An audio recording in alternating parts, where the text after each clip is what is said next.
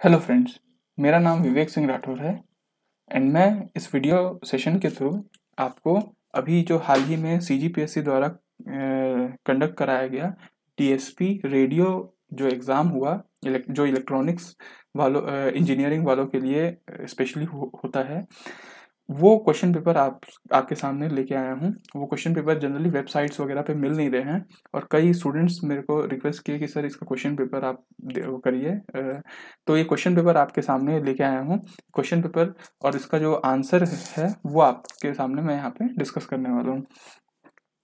अभी इस एग्ज़ाम वैसे तो अभी 16 अक्टूबर को जो 2022 में एमपीपीएससी का भी एग्ज़ाम होने वाला है डीएसपी रेडियो का, तो बहुत आपको एक आइडिया मिल जाएगा इस क्वेश्चन पेपर से कि क्या किस टाइप के क्वेश्चन आते हैं और मैं इसका आंसर भी आपको बता दूंगा साथ में। और इसी सीजीपीएससी वाले एग्ज़ाम में मेरा खुद का इस एग्ज़ाम में फर्स्ट रैंक आया है, तो अपने एक्सपीरियंस भी आपसे मैं यहाँ पे शेयर कर दूंगा।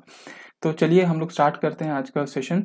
और यहाँ पे आपको ये क्वेश्चन पेपर 100 प्रश्न का होता है, जिसमें मतलब 100 क्वेश्चन टेक्निकल होते हैं, इलेक्ट्रॉनिक्स के अलग अलग सब्जेक्ट से पूछे जाते हैं और 50 क्वेश्चन जो जीएस का होता है। तो जीएस अभी मैं डिस्कस नहीं कर रहा हूँ, मैं पूरा इलेक्ट्रॉनिक्स वाला पोर्शन डिस्कस कर रहा हूँ। ठीक, तो अगर आपको जीएस वाला भी चाहिए होगा कि क्या क्वेश्चन आते हैं, कैसे क्वेश्चन आते हैं, तो आप कमेंट बॉक्स में लिखिएगा, फिर मैं उसका अलग से एक वीडियो बना दूंगा। तो अभी स्टार्ट करते हैं। ये है आपका, देखिए फर्स्ट क्वेश्चन है, minimum anode current required to maintain SCR in on state immediately after SCR has been turned on and the gate signal has been removed is called. ये क्वेश्चन है जिसका आंसर लैचिंग करंट है। B option इसका सही answer है। ठीक है, उसके बाद है नेक्स्ट, द पावर मॉसफेट जो होते हैं वो किस टाइप के होते हैं, तो इसका ऑप्शन है enhancement type. At absolute zero temperature जो इंट्रिंसिक सेमीकंडक्टर होते हैं वो कैसा बिहेव करते हैं, तो इसका आंसर है एक्ट एज एन इंसुलेटर। फिर नेक्स्ट क्वेश्चन है, ट्रांजिस्टर कॉमन बेस कॉन्फ़िगरेशन का उसका इनपुट और आउटपुट रेजिस्टेंस कैसा होता है, तो आपको एकदम याद रखना चाहिए, इसका लो इनपुट रेजिस्टेंस होता है और हाई आउटपुट रेजिस्टेंस होता है। फिर नेक्स्ट क्वेश्चन जो है, diode in which diode conduction सिर्फ इलेक्ट्रॉन के द्वारा होता है, होल्स के द्वारा नहीं होता है, तो उसका आंसर शॉर्टकी डायोड होता है। शॉर्टकी ऐसा डायोड है जिसमें सिर्फ इलेक्ट्रॉन्स के द्वारा होता है। एक कॉलपिट ऑसिलेटर का फ्रीक्वेंसी ऑफ ऑसिलेशन क्या होता है, तो फ्रीक्वेंसी ऑफ ऑसिलेशन 1/√LC होता है और सी इसमें दो कॉलपिट में दो कैपेसिटेंस लगे होते हैं सीरीज में, तो उसका ऑप्शन ये बन जाएगा। फिर सेवेंथ क्वेश्चन है कि मैक्सिमम डिस्टॉर्शन के लिए मतलब किस में होता है, किस पावर एम्पलीफायर में, तो class C amplifier maximum distortion होता है उसमें। फुल वेव रेक्टिफायर का पीक इनवर्स वोल्टेज कितना होता है, तो एकदम मुंह जबानी याद होना चाहिए, 2 VM होता है। ओपैम्प जो इन्वर्टिंग एम्पलीफायर है उसका इनपुट रेजिस्टेंस दिया है, फीडबैक रेजिस्टेंस दिया है, इनपुट वोल्टेज भी दिया, तो आउटपुट वोल्टेज और इनपुट करंट क्या होगा, तो आउटपुट वोल्टेज आप निकाल सकते हैं और इनपुट करंट आप निकाल सकते हैं। फॉर्मूला इसका होता है -RF/R1 × VI। ठीक, और अगर आपको इसमें डिटेल डिस्कशन चाहिए होगा तो मैं और भी वीडियो बनाऊंगा जिसमें डिटेल डिस्कशन होगा नेक्स्ट पार्ट में। ठीक, the Boolean expression for 2 variable अगर आपको दे रखा है तो ये कैसे रिलेशन है, तो आप इसको बुलियन अलजेब्रा से सॉल्व करेंगे तो आपका आंसर आ जाएगा, बी ऑप्शन है। के मैप सिंप्लीफिकेशन अगर आपको देखना है, के map simplification adjacent mean term का, जैसे अपन ग्रुपिंग करते हैं, वो बोल रहा है के मैप सिंप्लीफिकेशन में कितने एडजेसेंट मीन टर्म को हम कंबाइन करते हैं, तो ये 2⁻n होता है। जेके फ्लिप फ्लॉप कब आउटपुट को चेंज करता है, तो दोनों की वैल्यू जब 1 हो जाती है तब आउटपुट टॉगल की तरह टॉगल करता रहता है।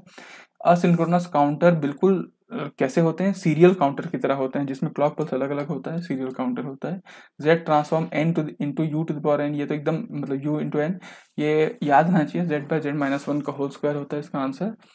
फ्रीक्वेंसी रिस्पॉन्स एलटीआई सिस्टम का कैसे होता है, तो एलटीआई सिस्टम ये मतलब एक सिस्टम दे रखा है, इसका फ्रीक्वेंसी रिस्पॉन्स निकालना है तो simple S² + 5S + 6S = 2S करके आप इसको निकाल सकते हैं 2/A। फिर आपका है कौन सा सिग्नल कॉजल है, तो कॉजल आपको ये इसका जो भी राइट हैंड साइड पे लाई करे वो कॉजल सिग्नल होता है, तो ये आपका सिग्नल बी ऑप्शन है। ये जो क्वेश्चन दिया है fxt = x/j-ओमेगा, fxt = 2πx - j-ओमेगा, तो ये क्या है, तो ये कौन सी प्रॉपर्टी है, तो ये डुअलिटी प्रॉपर्टी को शो करता है। कंपाइलर जो सॉफ्टवेयर होता है ये सारा काम करता है, ट्रांसलेशन का काम भी, कंपाइलिंग का काम भी और ऑब्जेक्ट प्रोग्राम भी बनाता है। सी प्रोग्रामिंग में ये जो साइज ऑफ द फाइल को बताने के लिए ftel का इस्तेमाल किया जाता है। वोल्टेज ऑफ सर्किट को वोल्ट मीटर नापता है जिसका इनपुट इम्पिडेंस आउटपुट इम्पिडेंस के कंपेरेबल है। तो ये कौन सा एरर शो करता है? जब कंपेरेबल होता है तो लोडिंग इफेक्ट वाला एरर आता है, ठीक है। इलेक्ट्रोडायनामोमीटर टाइप वॉट मीटर में जो करंट कॉइल है उसको हम लोग जनरली फिक्स कर देते हैं। तो इलेक्ट्रोडायनामोमीटर टाइप ऑफ वॉट मीटर में current coil is made fixed, ये ऑप्शन होगा। इलेक्ट्रॉनिक ओम मीटर में ओपैम्प क्यों यूज किया जाता है? तो बफर एम्पलीफायर की तरह यूज किया जाता है, ठीक है। इलेक्ट्रॉनिक ओम मीटर में ओपैम्प आपका बफर एम्पलीफायर होता है। फिर which of the following photo electric device is most suitable for digital application के लिए जो फोटो इलेक्ट्रिक डिवाइस यूज होता है वो फोटो वोल्टेइक सेल होता है एक्चुअली, ठीक है। 8085 micro processor 8 bit micro processor होता है, ये तो याद है आपको। रूट लोकस रियल एक्सेस में कब एंटर करता है? तो उसको ब्रेक इन पॉइंट तो बोलते ही हैं, साथ में री एंट्री पॉइंट भी बोलते हैं, इसलिए इसका answer both of the above है। अमाउंट ऑफ फेस लैग जो इंट्रोड्यूस होता है सिस्टम में गेन क्रॉस ओवर फ्रीक्वेंसी में, उसको अपन फेस मार्जिन बोलते हैं, इसलिए इसका ऑप्शन फेस मार्जिन है। ये क्वेश्चन में दे रखा है, इसको अगर आप S square plus 2 zeta omega N S plus omega N square से इक्वेट करेंगे तो इसका आंसर आपका, जब जीटा की वैल्यू 1 हो जाती है तो उसको क्रिटिकली डैम्ड सिस्टम बोलते हैं। तो इसका जीटा की वैल्यू 1 है तो क्रिटिकली डैम्ड सिस्टम है। ये ऑप्शन दे रखा है, ये क्वेश्चन दे रखा है AV2 ये, और इसको ये हम लोग जनरली ABCD पैरामीटर के रूप में देखते हैं।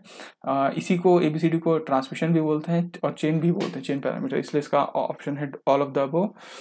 थेवेनिन रेजिस्टेंस आपको दे रखा है in series with parallel combination, तो इस क्वेश्चन को नेटवर्क का क्वेश्चन को सॉल्व करेंगे तो इसका आंसर 4/3 आ जाएगा। टू पोर्ट नेटवर्क रेसिप्रोकल कब होता है? जब YZ12 इक्वल टू Z21 होता है, AD minus BC equal to 1 होता है, ठीक है। और आपका क्या बोलते हैं, AD माइनस BC -1, ठीक, ठीक। और यहाँ पे ठीक, और Y12 इक्वल टू Y21, ठीक है, होता है, वो रेसिप्रोकल है। लाप्लास इक्वेशन स्फेरिकल फॉर्म में इस तरीके से होता है आपका, ये r थीटा फाई के टर्म्स में, ये इसका आंसर है। फिर delta dot D is equal to rho V, ये इक्वेशन एक्चुअली ये गॉस लॉ का वो है, मैक्सवेल फर्स्ट इक्वेशन भी बोलते हैं इसको, और गॉस लॉ डिफरेंशियल फॉर्म में भी होता है, इसलिए इसका आंसर डी है। कैरेक्टरिस्टिक इम्पिडेंस Z0 आपको निकालना है, जब L और C की वैल्यू दे रखा है तो फॉर्मूला √L/C से आपका इसका फॉर्मूला निकल जाता है। स्पीड इलेक्ट्रोमैग्नेटिक वेव का निकालना है तो 1/√με0 आता है इसका आंसर, तो ये आ जाता है। ये एस मैट्रिक्स अगर आप देखें तो ये मैजिक टी का एस मैट्रिक्स है, इसलिए इसका आंसर मैजिक टी का हो जाएगा। 2 होल डायरेक्शनल कपलर के बीच में जो स्पेसिंग होती है वो एकदम याद रखना 2n+1 λ/4 होता है, तो ये आपका आंसर है। एक सिग्नल पावर सिग्नल कब होता है? जब कोई पावर उसका डेफिनेट आए 0 से इनफाइनाइट के बीच में, तो इसका देखिए पावर का फॉर्मूला हो गया ये 0 से इनफाइनाइट के बीच में, इसलिए ये ऑप्शन सही है। नॉइजी चैनल एनकोडिंग में जो शैनन थ्योरम लगाते हैं तो एरर प्रोबेबिलिटी कितना होता है? P होता है (2⁻n × EBR), ये होता है इसका, ठीक है। OSI मॉडल 7 लेयर का बनता है। OSI मॉडल कौन सा OSI मॉडल? जो TCP UDP को कॉरस्पॉन्ड करता है, ट्रांसमिशन कंट्रोल प्रोटोकॉल, तो ये ट्रांसपोर्ट लेयर का होता है, इसलिए ट्रांसपोर्ट हो गया। PSTN एक एग्जांपल है बिल्कुल सर्किट स्विचिंग का, एक सर्किट पूरा वर्चुअली सर्किट बन जाता है, इसलिए सर्किट स्विच नेटवर्क बोलते हैं इसको। लिंक स्टेट राउटिंग में, लिंक स्टेट राउटिंग एक राउटिंग है, उसमें फ्लडिंग जो होता है वो उसको कौन रिकॉर्ड करता है? तो सारे राउटर जितने पूरे उसमें रहते हैं नेटवर्क में वो सब रिकॉर्ड करते हैं। अगर प्रोसेस ऑफ ट्रांसमिटिंग 2 और मोर इन्फॉर्मेशन सिग्नल, अगर 2 या 2 से अधिक इन्फॉर्मेशन सिग्नल एक साथ साइमल्टेनियसली अगर सेम चैनल में भेजना है तो उसको मल्टीप्लेक्सिंग करते हैं अपन। मैक्सिमम नॉइस जो पावर है, नॉइस का जो पावर है एक रजिस्टर में, उसका एक्सप्रेशन होता है K × T × B, ठीक है। बोल्ट्जमैन कांस्टेंट टेम्परेचर और आपका बैंडविड्थ होता है सिग्नल का, ठीक, ये हो गया आपका। और सैम्पलिंग रेट अगर 2W है और सिग्नल का बैंडविड्थ W है तो इसको अपन नाइक्विस्ट रेट बोलते हैं, इसलिए इसका आंसर नाइक्विस्ट रेट है। अल्ट्रा हाई फ्रीक्वेंसी जो होता है वो 300 से 3000 मेगाहर्ट्ज तक लाई करता है, इसलिए इसका आंसर सीधा 300 से 3000 मेगाहर्ट्ज है, C option is the correct answer. Frequency shifting property होता है XF में फ्रीक्वेंसी शिफ्ट किए तो टाइम में e⁻ एक्सपोनेंशियल टर्म आ जाता है। लीनियर कॉन्वोल्यूशन अगर आपको करना है सिंपल टेबुलर मेथड से लीनियर कॉन्वोल्यूशन कर लीजिए, इसका आंसर आपका आ जाएगा ये डी ऑप्शन। क्रॉस कोरिलेशन करना है तो XN कॉन्वोल्यूशन विथ Y-N कर दीजिए तो आपका कोरिलेशन क्रॉस कोरिलेशन आ जाएगा, B option is the correct answer. फिर 50 है प्रोबेबिलिटी सिग्नल सिस्टम में पास होने की 0.45 है और फजी लॉजिक में पास होने की 0.32 है, दोनों में पास होने की 0.15 है। वेन डायग्राम से आप सॉल्व करेंगे तो इसका आंसर 0.62 आ जाएगा। रूट लोकस का इमेजिनरी एक्सिस में जो इंटरसेक्ट होता है उसको रूट हर्विट्ज क्राइटेरियन से सॉल्व किया जाता है। कोई भी नेटवर्क में अगर v इंटू आई का इंटीग्रेट मतलब समेशन करना है तो v इंटू आई पावर होता है, पावर का समेशन करना है, इसको टेलिजेंस थ्योरम कहते हैं। मैक्सिमम पावर जो ट्रांसफर होता है लोड रेजिस्टेंस में वो तब होता है जब मैचिंग हो जाता है, और वो होता है VTH²/4RL। तो VTH²/4RL वैल्यू रखेंगे तो आंसर आ जाएगा। सुपरपोजिशन थ्योरम एप्लीकेबल नहीं है उन नेटवर्क में जो नॉन लीनियर एलिमेंट होते हैं, तो नॉन लीनियर एलिमेंट अगर आपके हैं तो वो सुपरपोजिशन थ्योरम आ जाता है। ठीक। डिफरेंशियल वोल्टेज गेन आपको दे रखा है, कॉमन वोल्टेज गेन आपको दे रखा है। अब कॉमन मोड रिजेक्शन रेशियो आपको निकालना है, तो CMRR होता है AD/AC, या फिर dB में है तो AD माइनस AC अगर आप करो तो आपका आ जाएगा 46 dB। फिर गेन ऑफ ट्रांजिस्टर जो एम्पलीफायर है वो हाई फ्रीक्वेंसी में गिर जाता है। क्यों गिरता है? तो वो गिरता है कपलिंग कैपेसिटर ऑफ इनपुट के वजह से। तो ये B option is the correct answer. Most commonly जो एम्पलीफायर यूज होता है सैंपल एंड होल्ड सर्किट में वो होता है unity gain non inverting amplifier. C option is the correct answer, unity gain non inverting amplifier. Input impedance और output impedance ideal transconductance का जो इनपुट और आउटपुट इम्पिडेंस इन्फिनाइट होता है, तो इसका आंसर इन्फिनाइट है। नेगेटिव फीडबैक एम्पलीफायर में नेगेटिव फीडबैक क्या करता है, गेन को घटाने का काम करता है, तो रिड्यूसेस गेन आएगा। फिर आएगा next question, small signal AC operation जो है उसमें प्रैक्टिकल फॉरवर्ड बायस डायोड जो होता है वो एक रेजिस्टेंस और एक आइडल डायोड से रिप्रेजेंट किया जाता है। ठीक है, तो रेजिस्टेंस और आइडल डायोड सीरीज में होते हैं। एक डिजिटल सिस्टम है जिसमें एनकोडिंग करना है। ठीक है, the user should be able to control the gain of amplifier minimum से मैक्सिमम 100 इंक्रीमेंट तक करना है। तो 100 इंक्रीमेंट मतलब देखिए 2⁻6 होता है 64, 2⁻7 128, तो मतलब 64 से ऊपर जाना है, तो 6 से ज्यादा तो 7 बिट इसका आंसर राइट है। Minimum number of 2:1 multiplexer 4:1 multiplexer के लिए चाहिए, तो उसको आप शॉर्टकट से लगा लीजिए 4/2, फिर 2/2 करके आप उसको ऐड कर लीजिए 2 + 1 3, तो इसका सही आंसर 3 है। 4 bit two's complement representation of a decimal number, देखिए ये डेसिमल नंबर है, इसका टूस कॉम्प्लीमेंट निकालना है। 1 है मतलब नेगेटिव नंबर है, इसका टूस कॉम्प्लीमेंट निकाल दीजिए तो टूस कॉम्प्लीमेंट भी 1000 ही आएगा, इसका आंसर -8 आएगा। ठीक, तो ये D option is the correct. बोल A + BC को तो आप A + B × A + C आप निकाल ही सकते हैं। ठीक है, डिस्ट्रीब्यूटिव लॉ से। ट्रांसमिशन लाइन है, ये फीड कर रहा है transmission line 1 watt of power को हॉर्न एंटीना में जिसका गेन 10 dB है। तो आपका और एंटीना मैच है ट्रांसमिशन लाइन, तो टोटल पावर कितना रेडिएट होगा, तो ये भी 10 ही वॉट होगा। ठीक है, तो ये 10 वॉट होगा। क्रिटिकल फ्रीक्वेंसी दे रखा है क्वेश्चन में, और मैक्सिमम लॉन्चिंग एंगल निकालना है, जबकि जो जिस फ्रीक्वेंसी से रिफ्लेक्ट होगा वो फ्रीक्वेंसी भी दे रखा है 20 मेगाहर्ट्ज, तो आपको maximum usable frequency FC × sec θ करके निकाल सकते हैं आप। 1 किलोमीटर लॉन्ग माइक्रोवेव लिंक है जिसका 2 एंटीना है, 30 dB दोनों पावर ट्रांसमिट हो रहा है by 1 antenna is 1 watt at 3 gigahertz. तो पावर रिसीव्ड कितना होगा अदर एंटीना में, तो आप फ्री वेव प्रोपोगेशन का फॉर्मूला जो होता है उस फॉर्मूला से आप इसको निकाल सकते हैं, थोड़ा कैलकुलेशन है लेकिन आंसर आ जाएगा।